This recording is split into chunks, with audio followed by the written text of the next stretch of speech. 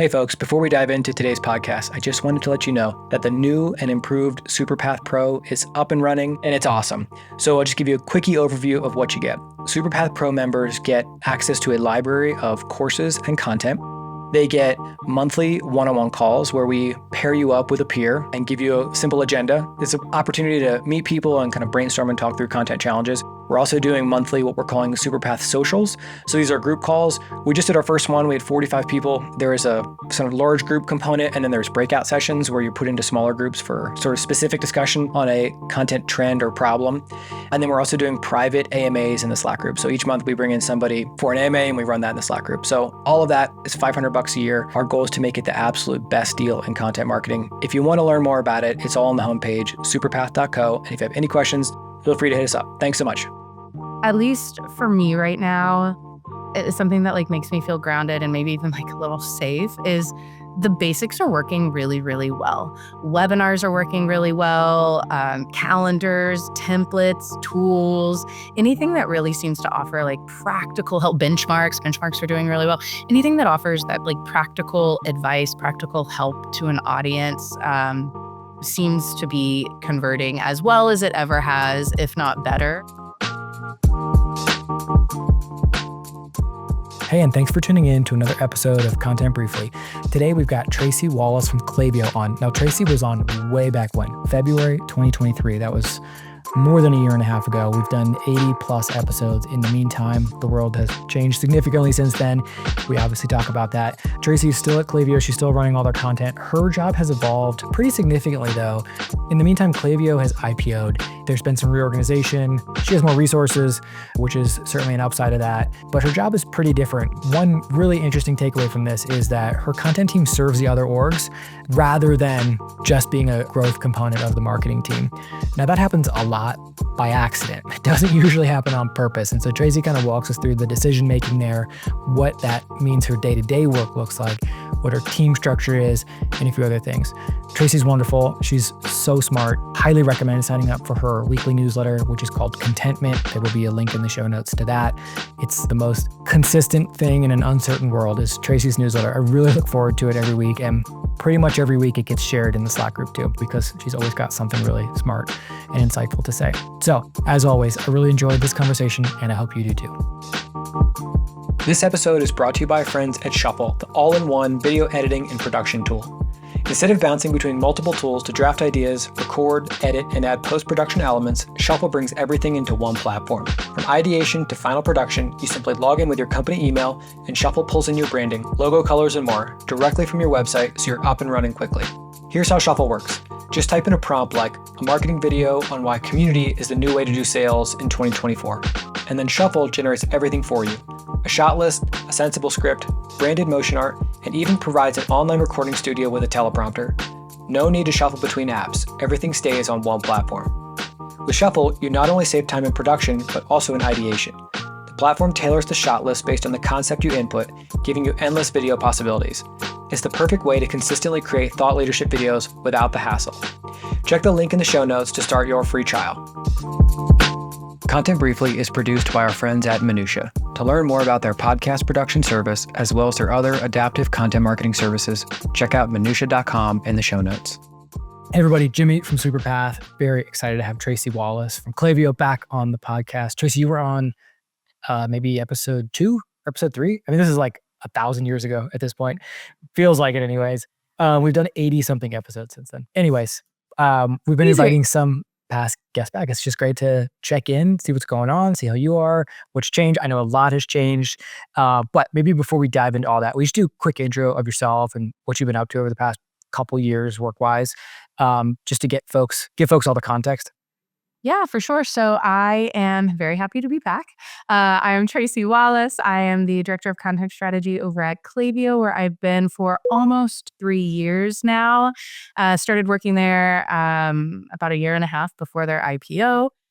And so saw them through that and then have been, working there in the aftermath. And as Jimmy knows, because we were talking about this a bit before the show, that's really where so much of my work, professional life is focused, is really trying to figure out how to work and like build content strategies at this scale at a public company, which is just not something that I had done before. I came from a journalism background, working over, at Mashable prior to getting into the tech world, and then over at Big Commerce, also leading up to their IPO, but I wasn't there for the IPO. I left about a year before that, and then worked at some early stage startups as the head of marketing, so running like full scale programs.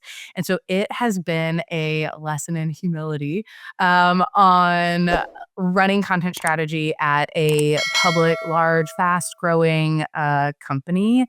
And I'm really trying to embrace that and also like find comfort in being uncomfortable, which truly has been, I think, what's been going on really for the last year. And of course, it's what I see really for at least the next year of my role here as that org changes and shifts and direction shift. It's a lot of fun.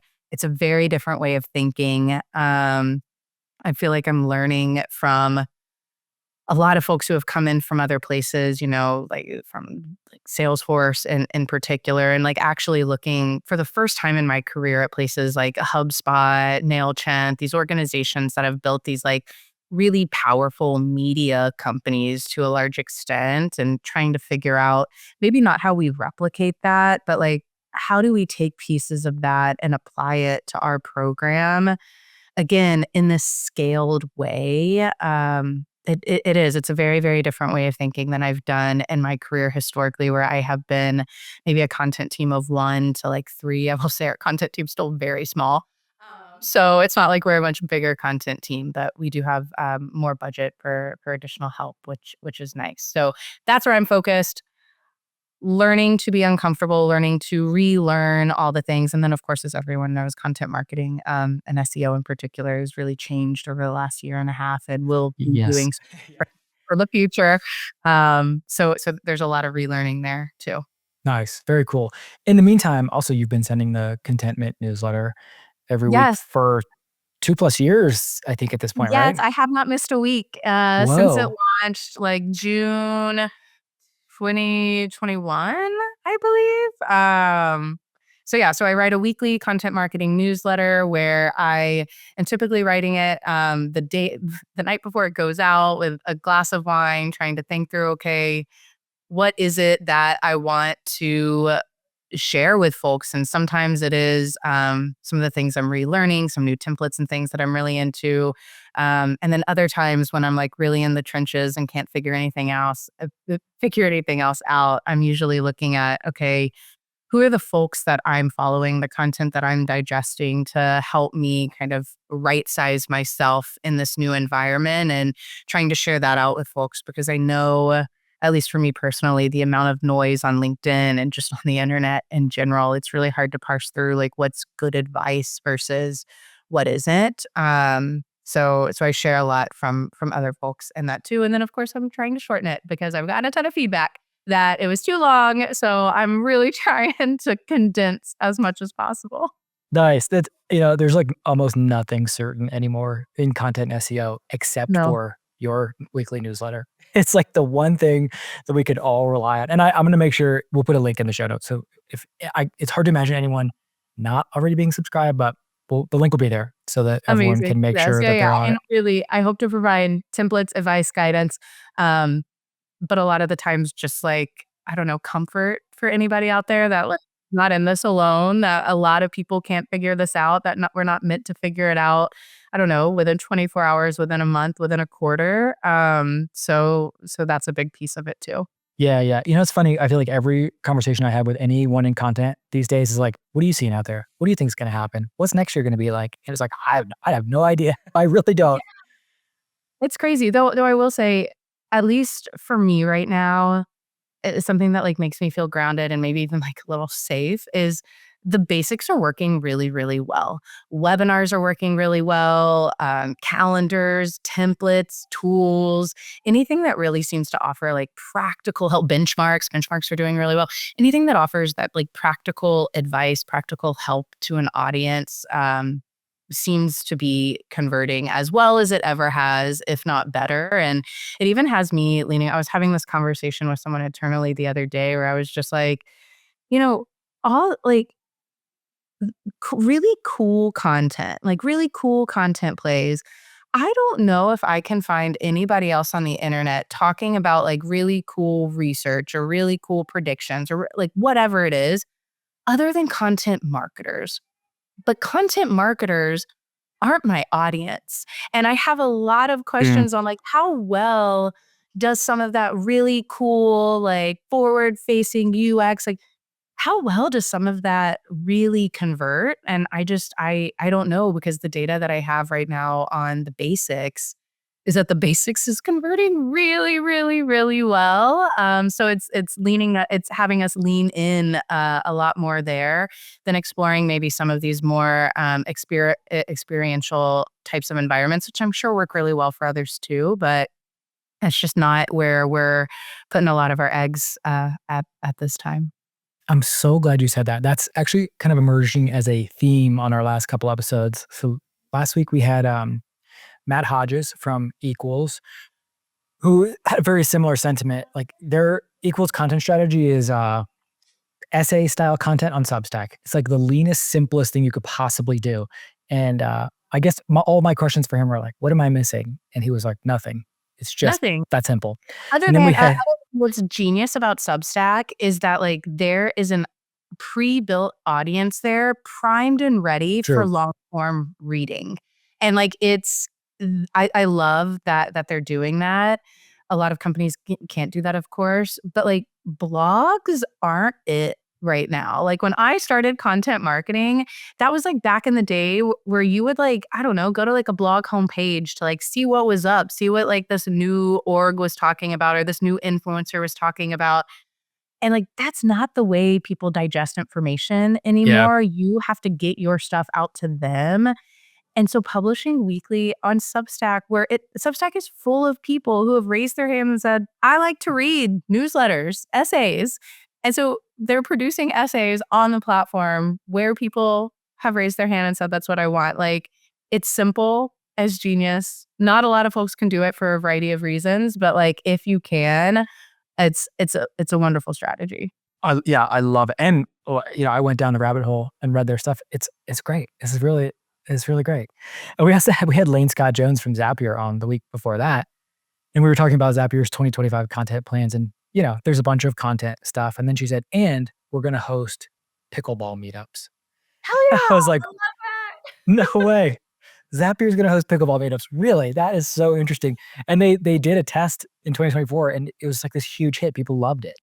That And so like these in-person events, I mean, like I mentioned you before this call, but we did a survey of Superpath members over the summer to see like what folks want out of it. And everybody said, we just want opportunities to connect with other people. Like, don't give us content. Give us connection. That's what we really want. Anyway, it's kind of, there's like maybe a silver lining to all the chaos going on right now. Like there's something yeah, great can I emerge like from all of this. all the chaos. But yeah, the in-person stuff. I mean, Klaviyo's doubling down there too, launching a lot of events, field stuff. I mean, it's really cool to see folks just, yeah, coming together over shared problems, shared tools, and folks really just wanting to learn. Like, it's confusing out there. None of us know what to do.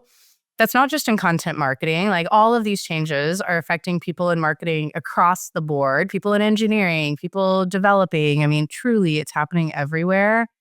And yeah, I think we're humans. We all seek each other when we have no idea what's happening. Yeah, yeah. That's nice, actually. I would love to pick your brain a little bit about what's happening at Klaviyo these days. So, the company IPO'd. I would be super curious. Like, was content, like I assume the whole company is scrutinized as it preps for that. Like, did what did content have to do to contribute, to analyze, et cetera, to prepare for that? And then, okay, then the company IPOs. Like, now what? Like, do things change instantly?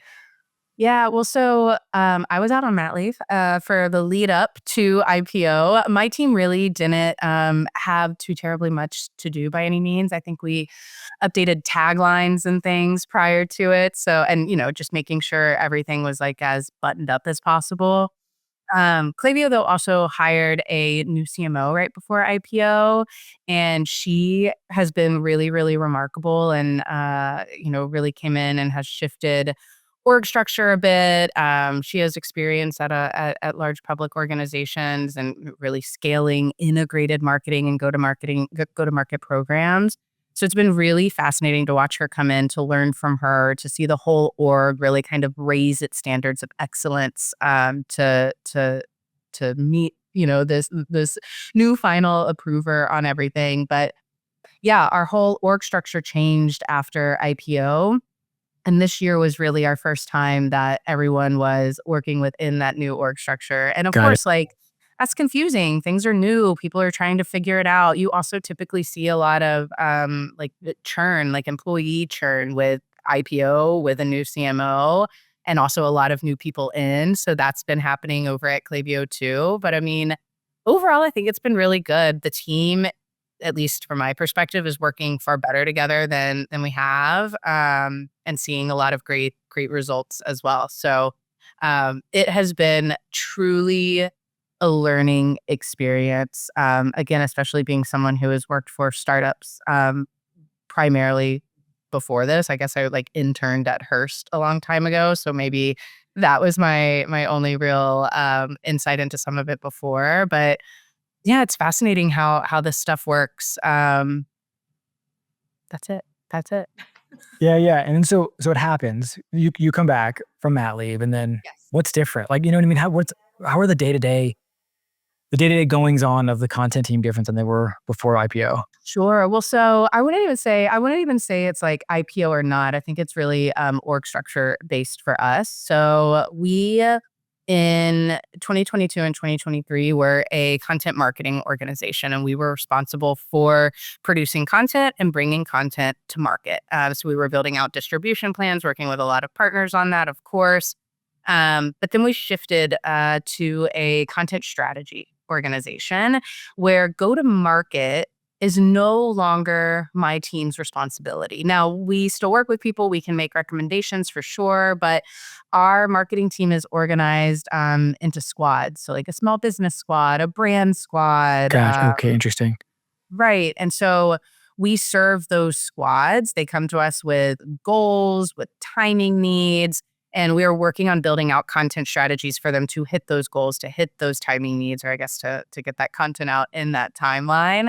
And then those squads bring things to market, right? So we fill out, bill of materials or strategy docs with the content strategy. We have a life cycle team coming in behind us being like, okay, well, if you're doing that, then we're going to do this. We have international teams hopping in, and they're like, okay, if they're doing that in the US, like here's the variants that we're going to do for each individual region. You're figuring out, who are your final approvers. Like, okay, here's this content strategy and this general theme and topic we want to go after. We've got PMM sign off on it. Now let's take it to a squad lead. Do we have squad lead sign off? Do we make sure we have the budget for it? So it's a lot. That's really more where my team's focused, is what is the strategy, and then distribution is another team's problem, or opportunity, we'll say, is another team's Yeah. opportunity at this point in time, which honestly has been better, because my team used to spend at least 60% of our time, if not more, focused on the go-to-market of the content and the distribution strategy of the content. Now we're able to focus a lot more on the strategy. And then, of course, production is still ours as well. So we manage content agencies. I have an in-house editor who edit everything. So that's all the Nice. work that we serve, everything international, to make sure that, we're aligned across the board. And then we do have one in-house writer, which helps us with quite a few things, but of course often gets the stuff that needs to happen really, really quick, because we can't get it out and over to an agency. And then an additional content strategist on the team as well, who is helping to build out briefs. So I'll typically build out content strategy briefs, and then they'll take that strategy brief once it's approved, and build out a content production brief. So content strategy briefs are internal facing. They're for our squad leads. They're for our program managers to look at and understand, okay, what is the concept? How would all these other channels tag into this? Are there any other ideas or things we're not thinking of, whatever? And all of that kind of coalesces there. Content production brief, though, really is specifically for the agency, right? Which is like, this is the format it's going to be in. This is how long it needs to be here. Like the people you need to interview or the resources to include, all of that jazz. And then that, of course, gets handed off to an agency, comes back in, goes through editing. So we are managing content strategy across several squads. We are managing content production for all the content strategies that are ultimately approved. And then other teams are designing those out. So there's creative teams, of course, that we hand everything off to, and go-to-market teams who manage the channels. So lifecycle, social, all the things. There's a web team, right, who are managing how all of that ends up getting live and showing up in front of the audiences that we want to see it. That's fascinating. It's like, I'm like super interested in that, because what you just described is something that happens at a lot of companies by accident. And I think people resent it, whereas like if you go in and say like this, we're doing this on purpose, Yeah. this is what we feel is the best setup, then you can build around it. And I mean, Yeah. I mean, like the word you just described actually sounds really cool and interesting, rather than like, we're the content team, we have stuff that we want to do, but we're always so busy doing stuff for other teams. Now we're frustrated, Right. Yeah. I'm really liking it. Again, it is a lesson in humility, because I have run either single person or like 2 or 3 person content marketing teams my almost my entire career. So I'm used to being the person that brings things to market, right? And because I'm so close to the content, I typically have a really good handle on how I want to see that brought to market. But I'm not a channel expert by any means. I don't know what works best on social media. For instance, I had our social person tell me the other day, where I was like, hey, like, do you think we could like share out like these things? Like they could get a little bit more traffic, like whatever. And she was like, oh, Tracey, I don't think you're going to like my answer. And I'm like, okay, what's your answer?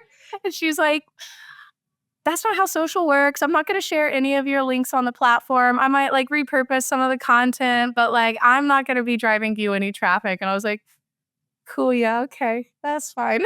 So like, and that's right. Like that is the right answer. I'm not a channel expert. I am a content expert. I know how to bring stories to life. I know how to get things over the line. I know the importance of storytelling and how to build good stories.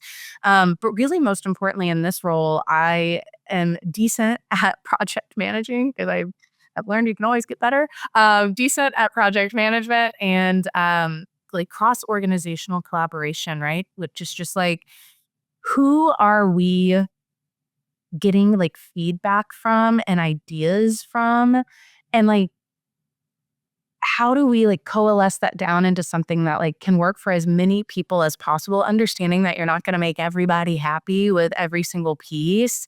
And then of course, making sure that you're getting that final sign off. And a big part of that is, at a large organization, when you work remotely, how do you get things in a format that like execs or senior directors, whoever it might be, can look at quickly and be like, yes, that concept makes sense, or actually I want this little tweak, in a way that doesn't take up a ton of their time or require a bunch of reading. And so that's been a big focus for me. And it was even a realization I had when I was out on Mat Leave again this year, was one of the things that I feel like I could get way better at is learning how to storytell within decks, really short form decks, like 5 slides. How can I tell a story, an impactful, effective story with as few words as possible and 5 top 10 slides that will have the person reading it on my side on the same page saying, yes, go run with it. That is a wildly challenging skill. And it seems to me that like the folks at a lot of these larger organizations that are able to get like really great ideas through and across, like that's something they're really, really good at. And I feel like as a younger, and that's not just at Klaviyo, that's been at like other large companies I'm at too, but as a younger employee, I guess I always thought it was, a political game, and there is politics associated with it, but I remember thinking earlier in my career, like, oh, like they're just good at making decks. That doesn't mean they're good at executing.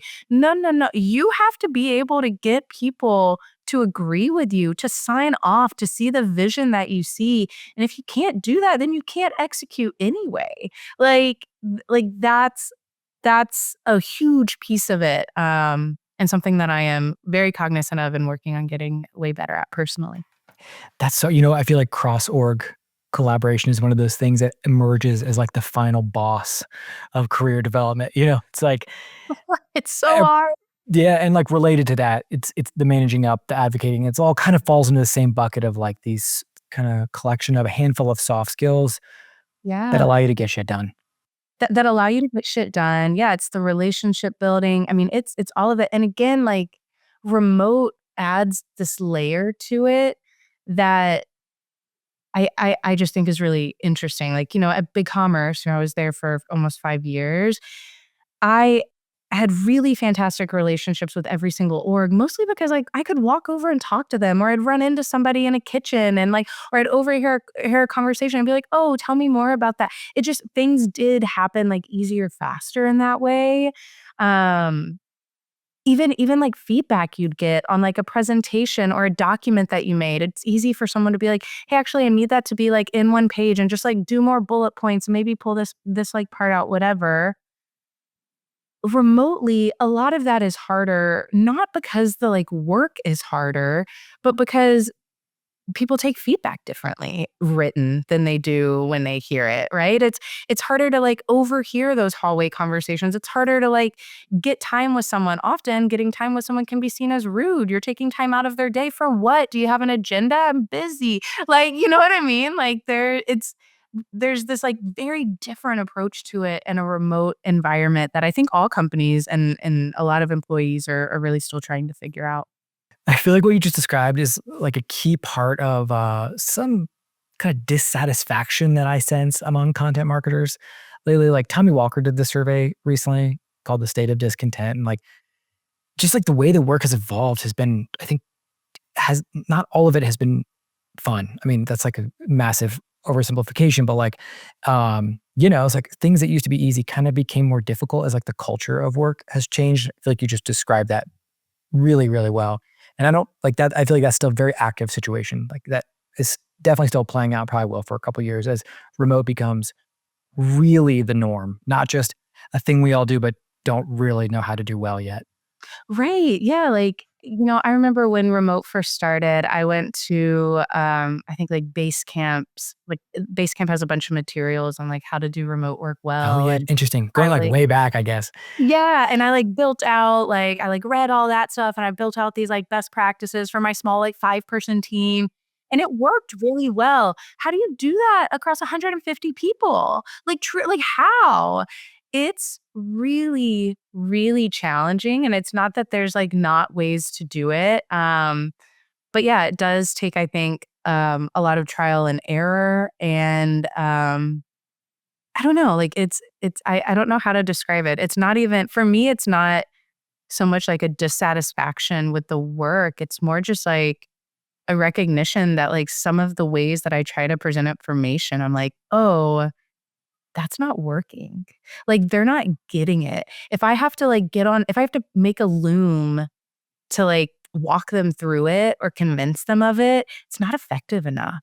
Right. Like I didn't spend Yeah. enough time with it. And that's tough for someone like me who like, I've been in doing this for a long time. I'm like, well, this worked at this other company. And it's like, okay, sure. But also it was really easy to go and talk to people at that company or like whatever else, right? I mean, things are so different at a lot of different companies. So I don't know. I am just personally very cognizant of I have work to do on my internal storytelling skills in shorter formats that my senior directors and executives can like immediately grasp. And that's really hard to do. I don't know many people who are very good at that. Like it's Yeah, challenging. yeah. It is challenging. I want to be respectful of your time. Maybe one more question if you're good. What do you think about for 2025? Is there a theme in your Oh, mind for the year? Some personal goals or Klaviyo kind of content team goals that you're thinking about? I mean, we are working on our goals and plans right now. I mean, for me, we'll see how possible this is. I would love, I would love to be able to plan out a full year calendar and like kind of stick to it. Like that'd be cool. But again, I'm a content strategy org. I work off of like the goals of the squads that we serve, right? And like those goals can change really quickly. So that may or may not be reality, but we are working on doubling down on the stuff that we know worked last year, whether that's benchmarks, predictions, calendars. None of it's going to sound very cool to people because it's not webinars. We're like going, all in on webinars. None of it's very interesting by any means. It really is just what worked well last year. And hopefully this year, I think my like team's goals in general are to do it at a higher quality with better visuals and with better go to market. Like that Yeah. go to market is the key of what works for us. And I am just like one piece of that go to market puzzle. So Klaviyo really has done a good job at placing the importance and the effectiveness of our work on collaboration. I love it. That's great. Actually, I kind of like that 2025 is like not that interesting. I mean, it is interesting in the sense that like it's back to basics, kind of going Right. back to where we started this conversation. Like, I think that's fantastic. Right. Cool. So Tracey, thank you for coming back on. We really appreciate it. We will make sure we link to Contentment, your newsletter, in the show notes. I'll put a link to your last episode too. I mean, pretty much everything we talked about in there was evergreen, even though your role was slightly different at the time. Yeah. And then how about LinkedIn or personal website or anywhere else we should send folks to connect with you? Yeah, LinkedIn's good. LinkedIn's good. That and Contentment. I mean, I see all emails that come at me from the Contentment email. So just respond to that and you'll have me. All right, cool. Awesome. Thanks, Tracey. We appreciate you. Thanks, everyone. Bye. Have a good one.